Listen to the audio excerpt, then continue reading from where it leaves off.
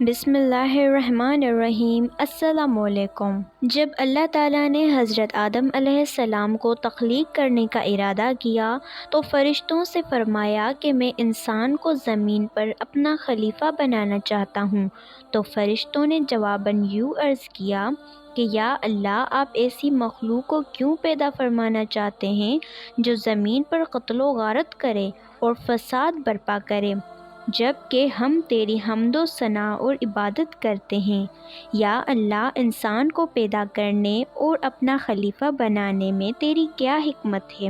اللہ تعالیٰ نے فرمایا کہ بے شک جو کچھ میں جانتا ہوں اس کا تمہیں علم نہیں ہے۔ اللہ تعالیٰ نے آدم علیہ السلام کو تخلیق فرمایا اور اسے علم عطا فرمایا، تمام اشیاء کے نام آدم علیہ السلام کو سکھا دیے، اور آدم علیہ السلام کو فرشتوں پر فوقیت اور عظمت بخشی، یہاں تک کہ تمام فرشتے حضرت آدم علیہ السلام کی عظمت کے قائل ہو گئے۔ پھر اللہ تعالیٰ نے فرشتوں کو حکم دیا، جن میں ابلیس بھی تھا، کہ وہ سب آدم علیہ السلام کو سجدہ کریں۔ بس تمام فرشتوں نے حضرت آدم علیہ السلام کی تعظیم کرتے ہوئے انہیں سجدہ کیا، لیکن ابلیس نے سجدہ کرنے سے انکار کر دیا اور اللہ تعالیٰ کے حکم کو ماننے سے انکار کر دیا۔ کہنے لگا کہ میں آدم کو کیسے سجدہ کروں جبکہ میں آدم سے افضل اور اعلیٰ ہوں، اور دلیل یہ پیش کی کہ میں آگ سے پیدا کیا گیا ہوں اور آدم کو مٹی سے پیدا کیا گیا ہے، آگ مٹی سے افضل ہے، پس میں آدم سے افضل ٹھہرا۔ اللہ تعالیٰ نے ابلیس کے اس تکبر اور غرور پر اسے جنت سے نکال دیا اور قیامت تک ملعون قرار دیا۔ ابلیس نے اللہ تعالیٰ سے مہلت مانگی کہ مجھے قیامت تک کی مہلت دی جائے۔ اللہ تعالیٰ نے ابلیس کی اس بات کو قبول کیا اور اسے مہلت دے دی۔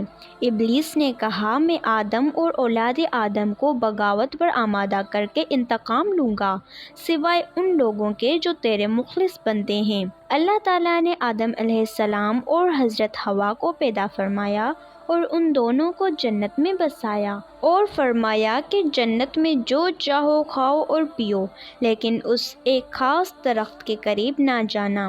بس ابلیس نے حضرت آدم علیہ السلام سے انتقام لینے کی خاطر ان کے دل میں وسوسہ ڈالا کہ اس درخت سے دور رہنے کا حکم تمہیں اس لیے دیا گیا ہے کہ کہیں تم دونوں اسے کھا کر فرشتے یا ہمیشہ کے لیے جنت کے مکین نہ بن جاؤ۔ بس آدم علیہ السلام اور حضرت حوا ابلیس کے اس فریب میں آ گئے اور اس ممنوع درخت سے کچھ کھا لیا۔ اس درخت میں سے پھل کھانے کے سبب حضرت آدم علیہ السلام اور حضرت حوا کو جنت سے نکال دیا گیا اور فرمایا کہ اب تمہارا مسکن قیامت تک زمین ہوگی۔